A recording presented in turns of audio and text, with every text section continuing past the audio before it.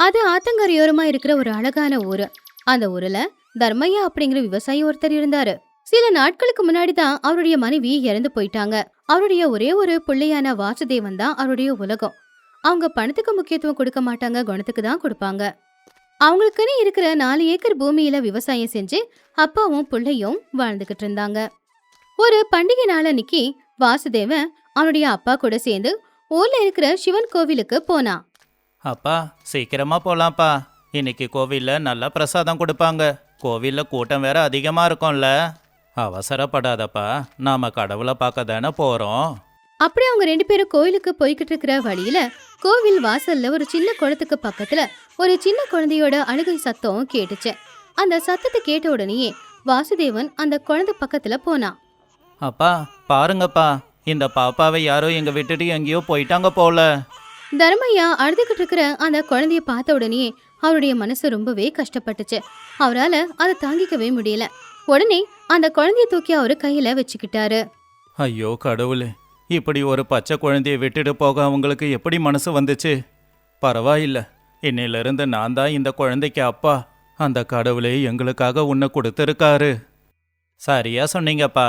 இன்னைக்கே இந்த பாப்பாவுக்கு நம்ம அம்மாவோட பேரு வசுதான்னு வைக்கலாமா? இது என் தங்கச்சி பாப்பா. தங்கச்சி பாப்பாக்கு எந்த கஷ்டமும் வராது. வளர்க்குற பொறுப்பை நான் எடுத்துக்கிறேன். சரிப்பா, இன்னிலிருந்து இந்த குழந்தை என்னோட பொண்ணு, உனக்கு தங்கச்சி. இது யாருக்கும் தெரியக்கூடாது. அதுலயும் முக்கியமா வசுதாவுக்கு அவ ஒரு அனாதைன்னு என்னைக்கும் தெரியக்கூடாது. அன்னையில இருந்து வசுதா அந்த வீட்டுல சந்தோஷமா வளர்ந்தா. வாசுதேவன் தன் தங்கச்சிய ரொம்ப நல்லபடியாவே பாத்துக்கிட்டான். இந்த ரகசியம் யாருக்கும் தெரியலங்கிறதுனால ஊருக்காரங்க எல்லாரும் அந்த பொண்ண தர்மையாவோட பொண்ணுன்னு தான் நினைச்சுக்கிட்டு இருந்தாங்க. சில நாட்கள்ல காலத்தோட கொடுமை தர்மையா இறந்துட்டாரு. அப்பா இறந்ததுக்கு அப்புறமா வசுதா அண்ணன் கூட தான் வளர்ந்துகிட்டு இருந்தா. இங்க இருக்கிற சொத்து, அண்ணன், இது எல்லாமே தனக்காகவே இருக்கிறதா அவ மனசுக்குள்ள ஒரு கற்பனை. அந்த திமிரோடவே அவளும் வளர்ந்தா. இப்படியே வருடங்களோட இப்போ வசுதாவுக்கு 20 வயசாச்சு. அவ அதே ஊர்ல இருக்கிற விஷ்ணு அப்படிங்கிற ஒரு பையனை காதலிச்சா. ஆனா அவன் நல்லவன் இல்ல, ரொம்பவும் சுயநலக்காரன். அவனுக்கு வாசுதேவ தங்கச்சி மேல வச்சிருக்கிற பாசம் தெரியல. அவங்கள சுத்தி இருக்கிற அவங்க சொத்து மட்டும்தான் தெரிஞ்சுது. அவன் ஆசைப்பட்டதே அந்த சொத்துக்காக மட்டும்தான். வசுதாவோட அப்பாவித்தனம், வாசுதேவனுடைய நல்ல குணத்தை பயன்படுத்திக்கிட்டு எப்படியாவது இந்த சொத்து எல்லாத்தையும் அடையணும் அப்படின்னு அவன் முடிவெடுத்தான். ஒரு நாள் ஆத்தங்கரையோரமா வசுதாவும் விஷ்ணுவும் 2 பேருமே சந்திச்சுக்கிட்டாங்க. வசுதா, நீ எனக்கு தேவதை மாதிரி. ஆனா எங்க அம்மா ஒரு ஏழை வீட்டு பொண்ணு எனக்கு கல்யாணம் பண்ண சம்மதிக்க மாட்டாங்க. தான் வீட்டுக்கு வர மருமக நிறைய சொத்தோடவும் பணத்தோடவும் வந்தாதான் தான் குடும்பத்துக்கு கௌரவம்னு நினைக்கிறாங்க. அப்படி இல்லைன்னா நம்ம கல்யாணமே நடக்காது வசுதா. அட, அப்படியெல்லாம் சொல்லாத விஷ்ணு. நாம 2 பேரும் காதலிக்கிறோம். நம்ம காதலுக்கு குறுக்க பணம் நிக்க கூடாது. எங்க அண்ணன் ரொம்ப நல்லவரு. அவருக்கு நானா உசுரு. நான் என்ன கேட்டாலுமே எங்க அண்ணன் கொடுப்பாரு. நான் அண்ணன் கிட்ட போய் முதல்ல இந்த விஷயத்த பத்தி பேசுறேன் அப்படின்னு சொல்லி வசுதா சொத்தை பத்தி விசாரிக்கிறதுக்காகவும் அவளுக்கான பங்கு கேட்கறதுக்காகவும் அவளுடைய அண்ணன் வாசுதேவன் கிட்ட வந்தா. அண்ணன், நான் விஷ்ணுவை காதலிக்கிறேன். நாங்க 2 பேரும் கல்யாணம் பண்ணிக்கணும் அப்படின்னு நினைக்கிறோம். ஆனா அவங்க அம்மா என்ன மருமகளா ஏத்துக்கணும்னா வரதட்சணையா கொஞ்சம் சொத்து பணம் எல்லாம் கேக்குறாங்க. நான் கல்யாணம் பண்ணிக்கிட்ட விஷ்ணுவை தான் கல்யாணம் பண்ணிப்பேன், வேற யாரையும் கல்யாணம் பண்ணிக்க மாட்டேன் அப்படின்னு சொல்லி அழ ஆரம்பிச்சா. வாசுதேவன் தன் தங்கச்சியோட கண்ணுல வந்த கண்ணீரை பார்த்து அவன் மனசு வலிச்சுது. வசுதா, நீ எதுக்காக கவலைப்படுற? உன்னோட அண்ணன் நான் இருக்கேன்லம்மா. நீ விருப்பப்பட்டவனுக்கே உன்னை கல்யாணம் பண்ணி வைக்கிற பொறுப்பை நான் எடுத்துக்கிறேன். சொத்துல என்னமா இருக்கு? 4 ஏக்கர் பூமியில உன்னோட பங்கான 2 ஏக்கர் பூமியை உனக்கே எழுதி கொடுக்கறேன். நான் கல்யாணத்தை நல்லா நடத்துவேன். அதை கேட்டு வசுதா ரொம்ப சந்தோஷப்பட்டான். சில நாட்கள்லயே அந்த 4 ஏக்கர்ல 2 ஏக்கர் வசுதா பேர்ல எழுதி வச்சு வசுதாவுக்கு கல்யாணத்தையும் நல்லபடியா செஞ்சு வச்சா வாசு. ஆனா வசுதாவோட மாமியார் ரொம்ப பேராசை கொண்டவங்க. வசுதாவோட அண்ணனுக்குன்னு இருக்கிற அந்த 2 ஏக்கர் பூமி மேலேயும் அவங்க பார்வை பட்டுச்சு. ஒரு நாள் வசுதாவோட மாமியார், இங்க பாருமா வசுதா, இப்போ நீ இந்த வீட்டு பொண்ணு. உங்க அண்ணனுக்கு கல்யாணம் ஆகல, அப்புறம் எதுக்கு அவருக்கு அந்த 2 ஏக்கர் பூமி? அந்த 2 ஏக்கர் பூமியையும் நீயே உனக்கு சொந்தமாக்கிக்கோ. அப்பதான் இந்த குடும்பத்துல ஒரு மருமகளா உனக்கு கிடைக்க வேண்டிய கௌரவம் கிடைக்கும். ஆமா வசுதா, இப்ப அண்ணின்னு யாரும் இல்ல, அதனால அந்த சொத்தை நீ எடுத்துக்கலாம். அண்ணின்னு யாருன்னா வந்துட்டா அப்புறம் உனக்கு அந்த சொத்து கிடைக்காது. 2 சுயநலம் பேராசை குணம் இருக்கிறவங்களுக்கு நடுவுல இருந்தா நல்ல மனசுக்காரங்க கூட அவங்கள மாதிரி மாற வாய்ப்பு இருக்கு. அதே மாதிரிதான் இப்போ வசுதா மாமியார் புருஷன் பேச்சு கேட்டு அவங்கள மாதிரியே சுயநலக்காரியா மாறினா. ஒரு நாள் வசுதா அண்ணனை பார்க்க அவங்க வீட்டுக்கு போனா. வசுதாவை பார்த்ததும் வாசு ரொம்ப சந்தோஷப்பட்டான். நல்லா இருக்கியாம்மா? மாப்பிள்ள வரலையாம்மா? அண்ணன், நான் உன்கிட்ட ஒரு முக்கியமான விஷயம் தான் பேச வந்திருக்கேன். எனக்கு மொத்த சொத்துமே வேணும் அண்ணன். வசுதா, அதான் பாதி சொத்தை கொடுத்துட்டேனேம்மா, அப்புறம் எதுக்காக மிச்ச சொத்தையும் கேட்கற? ஏன் கேட்க கூடாதுன்னு? உனக்கு தான் கல்யாணம் ஆகல இல்லையா? அப்புறம் எதுக்கு உனக்கு இந்த சொத்து? இந்த சொத்தும் எனக்கு தான். இதையும் என் பேர்லயே மாத்தி கொடுத்துரு. அத கேட்டு வாசுவோட மனசு நொறுங்கி போச்சு. தான் தங்கச்சி இப்படி கேட்பாங்கறத அவன் எதிர்பார்க்கவே இல்ல. அவனே சமாளிச்சுக்கிட்டு, சரிம்மா, எனக்குன்னு எதுவும் வேண்டாம், நீ சந்தோஷமா இருந்தா போதும். மிச்ச சொத்தையும் உன் பேர்லயே நான் எழுதி கொடுக்கறேன், நீ சந்தோஷமா இருமா. அப்படி வாசு மிச்சம் இருக்கிற எல்லா சொத்தையுமே தான் தங்கச்சி பேர்லயே எழுதி கொடுத்து அவளை சந்தோஷமா அனுப்பிட்டான். ஆனா இப்ப அவன்கிட்ட எதுவுமே இல்ல. வாசுதேவனுடைய முட்டாள்தனத்தை பார்த்து ஊர்க்காரங்க எல்லாரும் ஏதேதோ பேச ஆரம்பிச்சிட்டாங்க. டே ராமையா, நம்ம வாசு இருக்கான்ல, அவன் தங்கச்சிக்காக மொத்த சொத்தையும் எழுதி கொடுத்துட்டானாமா. இப்படிப்பட்ட அண்ணன் கிடைக்க அந்த பொண்ணு கொடுத்து வச்சிருக்கணும். ஆனா இப்ப வாசுதேவனை யாரு கட்டிப்பாங்க? அவனுக்கு தான் சொத்து பத்துன்னு எதுவும் இல்லையே. உண்மைதான், சொத்து இல்லைன்னா என்ன, அவன் குணமே அவனுக்கு சொத்து தான். கடவுள் அவனுக்கு நிச்சயம் நல்ல பொண்ணு அனுப்பி வைப்பாரு. என்ன வசுதா இப்படி செஞ்சிருக்க தான் கூடாது. ஒரு நாள் வாசுவுக்கு மனசு சரியில்லைங்கிறதுனால அவன் கோவிலுக்கு சாமியை பார்க்க போனான். கோவில் குளத்தங்கரையில அவன் உக்காந்துக்கிட்டு இருக்கும்போது அந்த கோவிலோட பூசாரி வாசுவை பார்க்க வந்தாரு. என்னப்பா வாசு, நல்லா இருக்கியா? நீ பண்ண தியாகம் சாதாரண தியாகம் இல்ல. உனக்குன்னு இருந்த 2 ஏக்கர் பூமியை கூட உன் தங்கச்சிக்கு எழுதி கொடுத்துட்டியாமே. ஆமா பூசாரி ஐயா, என் தங்கச்சி ரொம்ப நல்லவ. புருஷன் பேச்சையும் மாமியார் பேச்சையும் கேட்டு அவ அப்படி மாறிட்டா. அது உண்மைதான். ஆனா வசுதா ஒன்னும் உன்னோட கூட பிறந்த தங்கச்சி இல்லையே. அன்னைக்கு இதே குளத்தோட கரையில வசுதா உங்களுக்கு கிடைச்சப்போ நானும் தான் கவனிச்சேன். அவ உன் சொந்த தங்கச்சி இல்ல. ஆனா மொத்தத்தையும் எதுக்காக எழுதி கொடுத்த? உங்க அப்பாவுக்கு தந்த வாக்குக்காகவா? ஆமா பூசாரி ஐயா, அன்னைக்கு இந்த கோவில் வாசல்ல எங்க அப்பா அந்த குழந்தைக்கு வாக்கு கொடுத்தாரு. நான் தான் உன்னுடைய அப்பா, இவன் தான் உன்னுடைய அண்ணன் அப்படின்னு. அவரு கொடுத்த வாக்க நான் மீறக்கூடாது இல்லைங்களா? அதனால தான் அவரு பெத்த பொண்ணான்னு நினைக்கிற வசுதாவுக்காக நான் இது எல்லாத்தையும் செய்யறேன். ஆனா என் அப்பா இந்த வயல்ல 2 பேருக்கும் பாதி பாதி இருக்குன்னு தான் சொன்னாரு. இருந்தாலும் என் தங்கச்சியோட சந்தோஷம் தானே எனக்கு ரொம்ப முக்கியம். கோவில் பூசாரியும் வாசுவும் பேசிக்கிட்டு இருந்த இந்த பெரிய ரகசியத்தை அப்பதான் கோவிலுக்குள்ள வந்த அந்த ஊரு ஜமீன்தாருடைய பொண்ணான யாமினி கேட்டுக்கிட்டு தான் இருந்தா. யாமினிக்கு ஏற்கனவே வாசுவ நல்லாவே தெரியும். ஏன்னா அவன் தான் தங்கச்சி மேல காட்டின பாசம் எந்த அண்ணனும் காட்ட முடியாத அளவுக்கு இருந்துச்சு. ஏற்கனவே அவன் மேல யாமினிக்கு நல்ல மரியாதை. இப்போ தங்கச்சியோட ரகசியத்தை பத்தி தெரிஞ்சுக்கிட்டு அந்த மரியாதை இன்னும் அதிகமாச்சு. அவ சாமி தரிசனத்தை முடிச்சுட்டு வீட்டுக்கு போயிட்டா. யாமினி, உனக்கு பட்டணத்துல ஒரு நல்ல பையனை பார்த்துருக்கம்மா. பையன் நல்லா படிச்ச பையன். இப்ப அமெரிக்கால பெரிய வேலையில இருக்கானாமா. வேண்டாப்பா, இந்த சம்பந்தம் வேண்டாம். எனக்கு வெளிநாட்டு சம்பந்தமும் வேண்டாம், பணமும் காசு வேண்டாம். எனக்கு நல்ல மனசு இருக்கிறவங்க தான்ப்பா வேணும். அதெப்படிமா? கல்யாணம்னாலே பணமும் கௌரவமும் தானே. இல்லப்பா, எனக்கு பணம் வேண்டாம், குணம்தான் வேணும். அந்த குணம் இதே ஊர்ல தான் இருக்கு. நான் ஒருத்தரை விரும்புறப்பா. அவரு இப்ப எல்லாத்தையும் இழந்து நிக்கிறாரே வாசு, அவர்தான் நான் கட்டிக்க விரும்புறேன். வாசுவா, அவன் தான் இருந்த சொத்தை கூட அவன் தங்கச்சிக்காக எழுதி கொடுத்துட்டானே. வெறும் பயலை நம்பி உன்னை எப்படிமா கட்டி கொடுக்க முடியும்? எதுக்காகமா ஒரு முட்டாளுக்காக பேசுற? அப்பா, உங்களுக்கு ஒரு முக்கியமான விஷயம் சொல்லட்டுமா? வசுதா அவரு கூட பிறந்த தங்கச்சியே இல்ல. நம்ம ஊரு சிவன் கோவில தான் வசுதா குழந்தைய அவங்களுக்கு கிடைச்சிருக்கா. அன்னையில இருந்தா அவங்க அப்பா, இவரு எல்லாருமே அவளை தான் சொந்த பொண்ணாதான் வளர்த்திருக்காங்க. அப்படிப்பட்ட தங்கச்சி கேட்டான்னு மொத்த சொத்தையும் இவரு எழுதி கொடுத்துட்டாரே. அதுலயே தெரியலையா அவரு எவ்வளோ நல்லவரு அப்படின்னு? அப்படிப்பட்ட ஒரு மனுஷனை கல்யாணம் பண்ணிக்கிட்டா என் வாழ்க்கை நிச்சயமா ரொம்ப நல்லா இருக்கும்பா. யாமினி, நீ ரொம்ப நல்ல பொண்ணுமா. எனக்கு புத்திசாலி பொண்ணு பிறந்திருக்கான்னு நினைச்சேன். ஆனா நல்ல மனசு இருக்கிற பொண்ணு பிறந்திருக்கா. உன் விருப்பப்படியே வாசவுக்கு உன்னை கல்யாணம் பண்ணி வைக்கிறேன். யாமினியோட விருப்பத்தை தெரிஞ்சதுக்கு அப்புறமா ஜமீன்தாரு நேரா வாசு கிட்ட கல்யாண விஷயத்தை பத்தி பேசுறதுக்காக அவன் வீட்டுக்கு போனாரு. என்னப்பா வாசு, எப்படி இருக்க? உன்னை பார்க்க தான் வந்திருக்கேன். ஆனா இந்த ஊரோட ஜமீன்தாரா இல்ல, ஒரு பொண்ணோட தகப்பனா. ஜமீன்தாரையா, வாங்க வாங்க, வந்து உட்காருங்க. என்னங்க ஐயா, திடீர்னு என்ன சந்திக்க வந்திருக்கீங்க? இங்க பாருப்பா வாசு, நீ உன் தங்கச்சிக்காக பண்ண தியாகமும் உன் தங்கச்சிய பத்தின உண்மையும் என் பொண்ணு தெரிஞ்சுக்கிட்டு என்கிட்ட வந்து சொன்னா. அதான் அவ உன்னை கல்யாணம் பண்ணிக்க விரும்புறா. அதை பத்தி பேசத்தான் நான் வந்திருக்கேன். என்ன, யாமினி என்ன விரும்புறாளா? ஆமாப்பா, யாமினி உன்னை காதலிக்கிறா. அவளுக்கு பணம் சொத்தை விட உன்னோட குணம் ரொம்ப பிடிச்சிருக்கு. அது மட்டும் இல்லாம நீ மருமகனா வர நான் கொடுத்து வச்சிருக்கணும். என் பொண்ணை நீ கல்யாணம் பண்ணிக்கிறியாப்பா? ஐயா, ஆனா என்கிட்ட எதுவும் இல்ல. நான் எல்லாத்தையும் இழந்து நிக்கிறேன். அதனால என்னப்பா, எங்க கிட்ட எல்லாமே இருக்கு. என் பொண்ணை கட்டிக்கிட்டா எல்லாம் உனக்கு தானே சொந்தம். உன் குணத்தை வச்சு பார்க்கும்போது இந்த ஊர்லயே நீ பெரிய மனுஷன் ஆயிட்ட. தயவு பண்ணி என் பொண்ணை நீ கல்யாணம் பண்ணிக்கணும். சரிங்க ஐயா, உங்க நல்ல மனசுக்கு நிச்சயமா நான் ஒத்துக்கறேன். அப்படி ஜமீன்தார் வாசுவுக்கும் யாமினிக்கும் கல்யாணம் நிச்சயம் பண்ணிட்டாரு.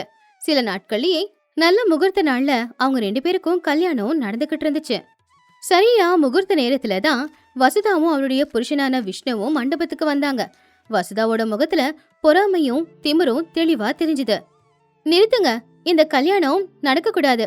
அண்ணன், தங்கச்சிக்கு என்ன கொடுக்க வேண்டிய பணம் எதுவுமே சரியா கொடுக்காம அதுக்குள்ள நீ எப்படி கல்யாணம் பண்ணிப்ப? ஏன் யாமினி, உனக்கு வேற யாரும் கிடைக்கலையா? எங்க அண்ணன் தான் கிடைச்சானா? அப்படியே எங்க அண்ணனை வளைச்சு போட்டுட்டு நீ சந்தோஷமா இருக்க பாக்குறியா? அப்போ யாமினி அவசரப்படல, கோவப்படல. வசுதாவை பார்த்து பொறுமையா, வசுதா, அவசரப்பட்டு வார்த்தைய தயவு செஞ்சு விட்டுடாத. என்ன பார்த்து உங்க அண்ணனை வளைச்சு போட்டதா நீ சொன்னியே. நான் உனக்கு ஒரு முக்கியமான விஷயத்த சொல்லணும். நான் உங்க அண்ணனை கல்யாணம் பண்ணிக்கணும்னு எப்ப நினைச்சேன் தெரியுமா? உங்க அண்ணன் கிட்ட எல்லா சொத்தும் இருக்கும்போது இல்ல, அவர்கிட்ட எதுவுமே இல்லாத நேரத்துல தான். நீ ஒரு அனாதை அப்படிங்கிற உண்மைய மறைச்சு வச்சு, பாவம் உனக்காக அவர் எல்லா சொத்தையுமே கொடுத்தாரு. உனக்கு உரிமையே இல்லாத அந்த சொத்தை உரிமையோடு நீ வந்து கேட்டப்போ முடியாதுன்னு சொல்லாம உனக்காக மொத்த சொத்தையும் எழுதி கொடுத்தாரு பாரு. அவருடைய நல்ல குணத்துக்கு அவரை நான் கல்யாணம் பண்ணிக்கிட்டேன். நான் அனாதையா? ஏன் யாமினி இப்படி பொய் சொல்ற? நான் எங்க அண்ணனுக்கு தங்கச்சி. அந்த சொத்துல எனக்கும் தானே உரிமை இருக்கு. அப்ப யாமினி பூசாரிய பார்த்து, பூசாரி ஐயா, அவளுக்கு நீங்க உண்மையே சொல்லுங்க. நாங்க சொன்னா அது பொய்யா இருக்கும். ஆனா நேர்ல பார்த்த நீங்க சொன்னா அது பொய்யா இருக்காது. உண்மைதாமா வசுதா, நீ வாசுதேவன் கூட பிறந்தவ இல்ல. நீ ஒரு அனாதை. ஆனா அந்த எண்ணமே உனக்கு வராத மாதிரி உங்க அண்ணன் உன்னை வளர்த்துருக்கான். அதை கேட்ட உடனே வசுதாவுக்கு கை கால் எல்லாம் நடுங்க ஆரம்பிச்சுது. அவ அழுதுகிட்டே, அண்ணா, என்னை மன்னிச்சிடுன. நான் எவ்வளவு பெரிய தப்பு பண்ணிருக்கேன். என்னை நல்லபடியா வளர்த்த உன்ன போய் நான் கஷ்டப்படுத்திட்டேனே. இந்த விஷயத்த கேள்விப்பட்டு பக்கத்துல நின்னுகிட்டு இருக்கிற விஷ்ணுவோட மனசும் கூட நல்லாவே மாறிடுச்சு. அவனாலதான் இவ்வளவு பிரச்சனை வசுதா மாறினா அப்படிங்கறத புரிஞ்சுக்கிட்டு, மச்சான், உங்க காலத்தோட கூட எனக்கு அருகதை இல்ல. வசுதாவை நான் காதலிச்சதும் கல்யாணம் பண்ணிக்கிட்டதும் அவளுக்குன்னு இருக்கிற சொத்துக்காகத்தான். உங்க குணத்துக்கு முன்னாடி நான் உங்க கால் தூசுக்கு கூட வரமாட்டேன். தயவு செஞ்சு நீங்க கொடுத்த சொத்தை வாங்கிக்கோங்க. என்ன மாப்பிள்ளை இது, சொத்தை பத்தியெல்லாம் பேசிக்கிட்டு? தங்கச்சியும் நீங்களும் எனக்காக இருக்கீங்கல்ல, எனக்கு அதுவே போதும். அன்னைக்கு வசுதா அவ எவ்வளவு பெரிய தப்பு பண்ணிருக்கா, அவளுக்கு எப்படிப்பட்ட ஒரு நல்ல அண்ணன் கிடைச்சிருக்கா அப்படிங்கறத புரிஞ்சுக்கிட்டா. ராகவாபுரம் அது ரொம்பவும் அமைதியான ஒரு ஊரு. அந்த ஊருக்கு மத்தியில ஒரு மரத்துக்கு கீழே பிரியாணி வியாபாரம் செஞ்சுக்கிட்டு இருந்தவன் பீமையா. அது பெரிய ஹோட்டல்லாம் ஒன்றும் இல்லை. விறகடுப்புல ஒரு அலுமினிய பாத்திரத்துல அவன் சமைக்கிற பிரியாணியோட வாசம் வந்தா போதும், அங்க இருக்கிறவங்க எல்லாருமே அவன் கடைக்கு தான் வருவாங்க. அன்னைக்கு சந்தை அப்படிங்கறதுனால ஜனங்க நிறைய பேர் இருந்தாங்க. பீமையாவோட வண்டியை சுத்தியும் ஆட்கள் நிறைய பேர் இருந்தாங்க. பீமையா, ஒரு ஃபுல் பிரியாணி பார்சல் கட்டு. சரிங்க ஐயா, ஒரு நிமிஷம். சாந்தா, அந்த இலையை கொஞ்சம் சீக்கிரமா கொண்டு வா. பச்சை பசேல் இருக்கிற வாழை இலையில சுட சுட பிரியாணியை போட்டு அது கூட கொஞ்சம் வெங்காயத்தையும் எலுமிச்சை பழத்தையும் வச்சு அதுக்கு மேல ஒரு இலையை வச்சு கயிறால கட்டிக்கிட்டு இருந்தா பீமையா. அவன் கடையில வந்தவங்க எல்லாருமே அந்த பிரியாணியை சாப்பிட்டு பார்த்து ரொம்பவும் சந்தோஷப்பட்டாங்க. அருமையா இருக்கு. இந்த பிரியாணியை சாப்பிடும்போது நேரா சொர்க்கத்துக்கே போற மாதிரி இருக்கு. மசாலாவும் காரமும் கம்மியா தான் போட்டிருக்க.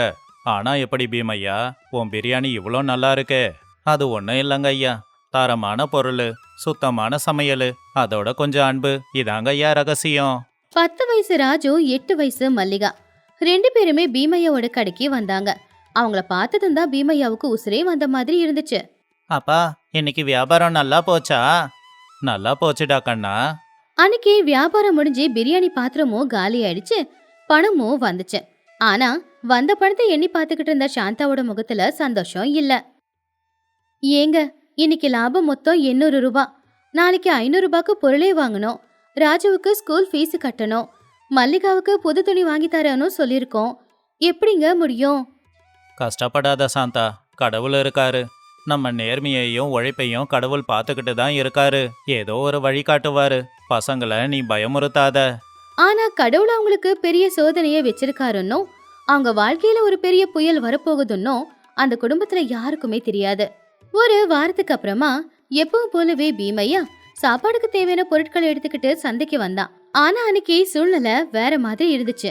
பீமையா எங்க வண்டி நிறுத்துவானோ அங்க எதிர்க்க இன்னொரு பிரியாணி வண்டி இருந்துச்சு. ஆனா அது பீமையா வண்டி மாதிரி பழைய வண்டி இல்ல. பளிச்சுன்னு பெயிண்ட் எல்லாம் அடிச்சு லைட் எல்லாம் போட்டு பளபளன்னு ஜொலிச்சுது. அந்த வண்டியில இருக்கிற போர்டுல ஸ்பெஷல் தம் பிரியாணி அப்படின்னு எழுதி போட்டிருந்துச்சு. அந்த வண்டியோட ஓனரான சேகர் பாக்குறதுக்கு ரொம்ப பந்தாவா சட்டை பேண்ட் எல்லாம் போட்டுக்கிட்டு கழுத்துல தங்க செயினும் போட்டிருந்தான். பக்கத்திலேயே டேப் ரெக்கார்டர் வச்சு சினிமா பாட்டும் போட்டிருந்தான். அந்த சினிமா பாட்டோட சத்தம், அவன் கடையில எரிஞ்சுக்கிட்டு இருக்கிற லைட்டு, இதெல்லாம் ஜனங்களை அப்படியே கவர்ந்துச்சு. அப்பதான் நாயுடு அந்த பக்கமா வந்தான். ஆமா பீமையா, பாத்தியா? உனக்கு போட்டியா பட்டணத்துல இருந்து வந்த ஒருத்தன் பிரியாணி கடை திறந்திருக்கான். அவன் பிரியாணி வாசனை தெரு முழுக்க வீசுது. பீமையா அந்த பக்கமா பார்த்தான். உண்மைதான், சேகரோட வண்டியில இருக்கிற அந்த பிரியாணி மனம் அந்த சந்தையில இருக்கிற எல்லாரையுமே கவர்ந்துச்சு. ஆனா பீமையா செய்யற பிரியாணியில நல்ல ஒரு மனம் இருந்துச்சு. ஆனா அந்த பக்கம் சேகர் செய்யற பிரியாணியில ஏதோ ரசாயன கலந்த மாதிரி இருந்துச்சு. இந்த வாசனையில ஏதோ தப்பா இருக்குங்க ஐயா. தப்பா என்ன இருக்கு? வாசனை கமகமன்னு இருக்கு. விலை கூட உன்னை விட 5 ரூபாய் கம்மி தானாமா. பாரு ஜனங்க எப்படி குவியறாங்கன்னு. வாங்கம்மா வாங்க, ஒரு தடவை என் ஸ்பெஷல் தம் பிரியாணியை சாப்பிட்டு பார்த்தீங்கன்னா மறுபடியும் வருவீங்க. ஒரு பிளேட்டுக்கு அரை பிளேட்டு பிரியாணி ஃப்ரீ. அந்த ஆஃபருக்கும் அந்த ஆடம்பரத்துக்கும் ஜனங்க எல்லாமே கவரப்பட்டாங்க. பீமையாவோட கடைக்கு வரவங்க எல்லாரும் கூட அவன் கடையை தாண்டி சேகரோட கடைக்கு தான் போய்கிட்டு இருந்தாங்க. எப்பவுமே 1 மணி நேரத்துல காலியாகிற பிரியாணி கொண்டா அன்னைக்கு மதிய நேரம் ஆனாலும் பாதி கூட காலியாகல. இது வரைக்கும் சிரிப்போடு இருந்த அவனுடைய முகத்துல சோகம் வந்துச்சு. சாயந்தர நேரம் சாந்தம்மா அங்க வந்து இப்படி கேட்டா, ஏங்க, இன்னைக்கு பாதி பிரியாணி அப்படியே மீந்து போச்சே, என்ன பண்றது? நம்ம சாப்பிடுவோம், குழந்தைங்களுக்கு கொடுக்கலாம், ஏழைங்களுக்கு கூட கொடுக்கலாம்.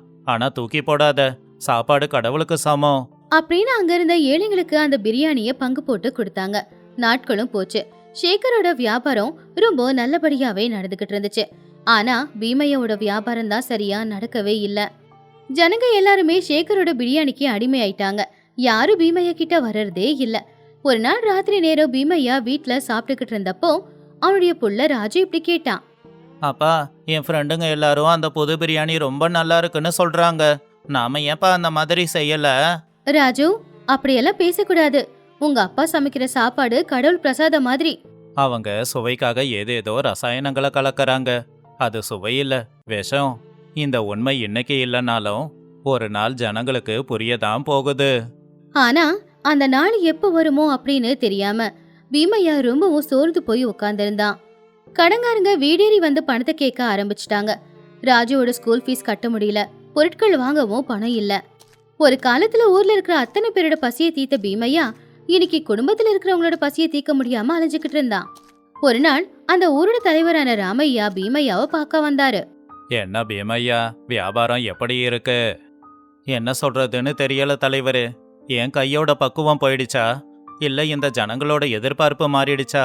என்னோட 40 வருஷ அனுபவத்துல இப்படி ஒரு நிலைமை வந்ததில்ல. கஷ்டப்படாத பீமையா, காலம் மாறிக்கிட்டே தான் இருக்கும். ஆனா உன்னோட தர்மத்தை நீ விட்டு கொடுக்காத. ஒரு நாள் இல்ல ஒரு நாள் உனக்கும் நல்ல நேரம் வரும். ஆனா அவருடைய வார்த்தைங்க பீமையாவோட வயித்த நிரப்ப முடியல. சரியா அதே நேரத்துலதான் நாயுடு அந்த பக்கமா சேகர் கடையில வாங்கின பிரியாணி பொட்டலத்தை வாங்கி கொண்டு வந்துகிட்டு இருந்தாரு. என்ன தலைவரே, இங்கதான் இருக்கீங்களா? வாங்க பட்டணத்து பிரியாணி சாப்பிடலாம். பீமையா பிரியாணி சுவையா தான் இருக்கும், நான் இல்லைன்னு சொல்லல. ஆனா இந்த பிரியாணி சாப்பிடும் போது வர்ற கிக்கே தனிதான். பீமையாவோட முகம் ரொம்பவும் வாடி போச்சு. இத்தனை நாளா அவன் கடையில வந்து சாப்பிட்டுக்கிட்டு இருந்த இவராலேயே அவனை புரிஞ்சுக்க முடியலையே, மத்தவங்க எங்க இருந்து புரிஞ்சுக்க போறாங்க அப்படின்னு அவன் மனசுக்குள்ள நினைச்சான். இப்படியே 2 மாசம் போச்சு. ராகவாபுரம் அதோட சந்தோஷத்தை இழந்துச்சு. எங்க பார்த்தாலும் உடம்புக்கு முடியாம ரொம்பவும் அசதியா இருக்கிற ஆட்கள் மட்டும்தான் தெரிஞ்சாங்க. ஒவ்வொரு வீட்லயும் யாராவது ஒருத்தங்க அஜீர்ண கோளாறு, வாந்தி, மயக்கம் இப்படி வியாதியால கஷ்டப்பட்டுக்கிட்டு இருந்தாங்க. முதல்ல ஏதோ காத்து சரியில்லைன்னு நினைச்சாங்க. அதுக்கப்புறம் தண்ணி சரியில்லையோ அப்படின்னு யோசிச்சாங்க. அந்த கிராமத்துல இருக்கிற கிளினிக்கு இப்போ நிறைய ஆட்களோட நிறைஞ்சு போச்சு. என்னங்க இது, எல்லாரும் ஒரே மாதிரி உடம்பு முடியாம போயிருக்காங்க. இவங்கெல்லாம் என்ன சாப்பிட்டாங்க? என்ன சாப்பிட போறாங்க? எப்பவும் சாப்பிடுற சாப்பாடு தான். ஆனா என்ன, இப்பெல்லாம் எல்லாரும் அந்த புது பிரியாணி தான் சாப்பிடுறாங்க. அப்ப அங்க இருக்கிற எல்லாரும் ஒருத்தங்க முகத்தை ஒருத்தங்க பாத்துக்கிட்டாங்க. எல்லாருக்குமே அதே சந்தேகம்தான். நாயுடு உடம்பு முடியாம படுத்த படுக்கை ஆயிட்டான். ஐயோ, என் வயிற்றுக்குள்ள யாரோ சண்டை போடுற மாதிரி இருக்கே. இந்த விஷயம் ஊர் முழுக்க பரவுச்சு. எல்லாருக்கும் உடம்பு முடியாம போனதுக்கு காரணம் சேகரோட பிரியாணி தான் அப்படின்னு எல்லாருக்குமே சந்தேகமும் வந்துச்சு. தலைவர் ராமையாவுக்கு கூட இந்த விஷயம் தெரிய வந்ததுனால அவரு ஊர்ல இருக்கிற சில பேரை வர சொல்லி சொன்னாரு. பாருங்க, நம்ம ஊர்ல எப்பவும் இப்படி ஒரு வியாதி வந்து யாரும் அவஸ்தைப்பட்டதில்ல. இதுக்கு புது பிரியாணி தான் காரணம். அப்படி அவன் என்னதான் செய்யறான்னு அவன் சமையல் கட்ட போய் பார்க்கலாம் வாங்க. இந்த விஷயத்த கேள்விப்பட்டு ஊஜனங்க எல்லாருமே ரொம்பவும் கோவப்பட்டாங்க. கத்தி கபடா எடுத்துக்கிட்டு சேகரோட கடையை தாக்குறதுக்காக போய்கிட்டு இருந்தாங்க. அன்னைக்கும் சேகர் எப்பவும் போலவே பிரியாணியை செஞ்சு வச்சுட்டு கஸ்டமர்ஸ் யாரும் இன்னும் வரலையா அப்படின்னு காத்துக்கிட்டு இருந்தான். அந்த நேரம் தலைவர் கூட சேர்ந்து ஊஜனங்க எல்லாரும் கோவமா வண்டியை நோக்கி வரதை பார்த்து அவன் ரொம்பவே பயந்துட்டான். என்ன இது, நீங்க எல்லாரும் எதுக்காக இப்ப இங்க வந்திருக்கீங்க? பாரு சேகர், அப்படி உன் பிரியாணியில என்னத்தை கலக்கற? ஊர்க்காரங்க எல்லாரும் உன் பிரியாணி சாப்பிட்டு படுத்த படுக்கை ஆயிட்டாங்க. அதெல்லாம் ஒன்றும் இல்லைங்க சார், நான் நல்ல பொருளை தான் போடுறேன், என்னன்னா பாருங்க. ஆனாலும் அங்க இருக்கிறவங்க எல்லாரும் கோவத்துல அவன் வண்டியில என்னெல்லாம் பொருள் வச்சிருக்கான் அப்படின்னு தேட ஆரம்பிக்கும் போது ஒரு இடத்துல வெள்ளையா ஏதோ பொடி இருக்கிற சின்ன சின்ன பொட்டலம் கிடைச்சது. இங்க பாருங்க தலைவரே, இந்த பாக்கெட்டை பாருங்க. தலைவர் உடனே அந்த பாக்கெட்ல என்ன இருக்குன்னு பார்த்தாரு. அது ரொம்பவும் பயங்கரமான ரசாயனம். என்னடா இது? அது டேஸ்டிங் சால்ட் சார். பட்டணத்துல எல்லாருமே சுவைக்காக இதைத்தான் கலப்பாங்க. அப்பதான் டாக்டர் ராமபூர்த்தி அங்க வந்து அதை பார்த்து, இது டேஸ்டிங் சால்ட் எல்லாம் ஒன்றும் இல்லை, அஜினமோட்டோ. இதை உணவுல கலந்தா உணவோட சேர்ந்து தீமையும் உருவாகும். தினமும் இதை சாப்பிட்டா வயிற்றுல புண்ணு வரும், செரிமான கோளாறாகும். தினமும் சாப்பிட்டா கேன்சரே வரலாம். அது கேட்டதுமே ஜனங்களோட கோவம் பல மடங்கு அதிகமாச்சு. அட பாவி, உனக்கு உயிருனா விளையாட்டா போச்சா? இருங்க, சட்டத்தை கையில எடுக்காதீங்க. இவனுக்கு தண்டனை கொடுத்தாகணும். ஆனா அது வேற விதமாதான். டேய் சேகரு, மரியாதையா உன் மூட்டை முடிச்செல்லாம் கட்டிக்கிட்டு விடியறதுக்குள்ள ஊரை விட்டே போயிடு. மறுபடியும் இந்த ஊருக்குள்ள காலை வச்சினா உன் காலை உடைச்சி போலீஸ்கிட்ட ஒப்படைச்சிடுவேன். இது இந்த ராகவாபுர பஞ்சாயத்தோட தீர்ப்பு. சேகர் உயிர் பயத்தோட தலைகுனிஞ்சி அவனுடைய பொருட்கள் எல்லாத்தையுமே எடுத்துக்கிட்டு அவமானப்பட்டாங்கிறது கிளம்புனான். சேகர் போனதுக்கு அப்புறமா எல்லாரும் பெருமூச்சு விட்டாங்க. ஆனா எல்லாருக்குள்ளயும் ஒரு குற்ற உணர்ச்சி. பட்டணத்து சுவைக்கு ஆசைப்பட்டு இத்தனை நாளா நல்லபடியா சாப்பாடு செஞ்சு கொடுத்துக்கிட்டு இருந்த பீமையாவுக்கு நாம துரோகம் பண்ணிட்டோமே அப்படிங்கிற எண்ணம். அடுத்த நாளே அந்த ஊரோட தலைவர் அப்புறம் நாயுடு ஊருக்காரங்க எல்லாரும் சேர்ந்து பீமையாவோட வீட்டுக்கு போனாங்க. பீமையா கடன் தொல்லை தாங்க முடியாம அந்த வீட்லயும் இருக்க முடியாம பேசாம வேற ஊருக்கு போயிடலான்னு மூட்டை முடிச்சு கட்டிக்கிட்டு இருந்தான். எங்களை மன்னிச்சிடு பீமண்ணா. கண்ணுக்கு முன்னாடி இருந்த வைரத்தை விட்டுட்டு கண்ணுக்கு தெரியாம தூரத்துல இருந்த கண்ணாடி துண்டுக்கு ஆசைப்பட்டுட்டோம். நீ இந்த ஊரை விட்டெல்லாம் போகக்கூடாது. உன் குடும்பத்தோட இங்க தான் இருக்கணும். நாளையில இருந்து உன் பிரியாணி கடை சந்தையில களை கட்டணும். நாங்க எல்லாருமே உன்னோட பிரியாணிய சாப்பிட காத்துக்கிட்டு இருக்கோம். ஆமா பீமண்ணா, அவனோட கலப்பட பிரியாணியை சாப்பிட்டு என் வயிறு கெட்டு போச்சு. ஆனா உன் கையால செஞ்ச பிரியாணியை சாப்பிட்டா என் வயிறு நல்லபடியா ஆயிடும். தயவு செஞ்சு எங்களை மன்னிச்சிட்டு உன்னோட சமையலால எங்க வயித்த நிரப்பு. அதை கேட்டு பீமையா சாந்தா 2 பேருமே ரொம்ப சந்தோஷப்பட்டாங்க. ஐயோ, நீங்க எதுக்கு மன்னிப்பு கேக்குறீங்க? நீங்களாம் எனக்கு வேண்டியவங்க, என் ஊர்க்காரங்க. அன்னையில இருந்து ராகவபுரம் சந்தையில இதுக்கு முன்னாடி பீமையாவோட கடைக்கிட்ட வர கூட்டத்தை விட அதிகமா கூட்டம் வர ஆரம்பிச்சுது. எல்லாருமே அவன் கடை பிரியாணிய வாங்கி சாப்பிட்டு அவனுடைய நேர்மைய பாராட்டிக்கிட்டு இருந்தாங்க. ரொம்ப நாளுக்கு அப்புறமா பீமையாவோட வீட்டுல பண்டிகை நடக்கிற மாதிரி இருந்துச்சு. ராஜு, மல்லிகா 2 பேருமே புது துணியை போட்டுக்கிட்டு சந்தோஷமா இருந்தாங்க. சாந்தா சந்தோஷமா சமையலறையில பாயசத்தை செஞ்சுக்கிட்டு இருந்தா. பீமையா இது எல்லாத்தையும் பார்த்து, நேர்மைக்கான வெற்றி தாமதமாகலாம், ஆனா கண்டிப்பா கிடைக்கும். என் உழைப்புக்கும் என் நேர்மைக்குமான மரியாதை இது. பீமையாவோட நல்ல குணமும் அவனுடைய நேர்மையும் சேர்ந்து அவன் செய்யற அந்த பிரியாணியோட சுவைய பல மடங்கு ரொம்பவுமே அதிகமா ஆக்கி இருந்துச்சு. சாப்பிடுற சாப்பாட்டுல கலப்படம் செய்யறவன் யாருமே சத்தியமா நல்லபடியா இருக்க முடியாது. நேர்மையா இருக்கிறவங்களுக்கும் உழைக்கிறவங்களுக்கும் பலன் உடனே கிடைக்கலனாலும் என்னைக்காவது ஒரு நாள் நிச்சயமா கிடைச்சே தீரும்.